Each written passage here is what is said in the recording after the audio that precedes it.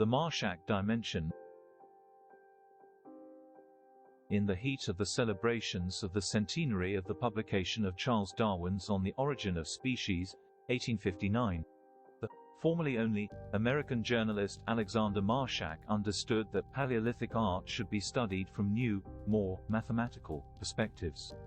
Integrated since 1963 as an associate researcher at the Peabody Museum of Archaeology at Harvard University, in 1964 he published in Science magazine the first of an important series of articles in which he reinterpreted specific series of dots painted on the walls or scribbled lines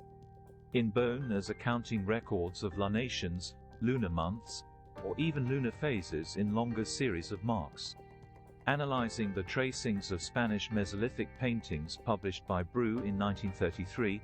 he found that in the shelter of La Calderita in Badajoz, although Bru and Marshak called it Lavina, a pensive anthropomorph could be observed surrounded by 30 points, with loops representing phases in a lunation. An analogous, but less explicit representation was believed to be observed in another painting with almost 30 marks surrounding a symbol, possible simplification of a person, on the shelter of the Canchal de Muhammad in Salamanca. Practically with it, a new field of study of prehistory was born, archaeoastronomy. By 1971, 7 years later,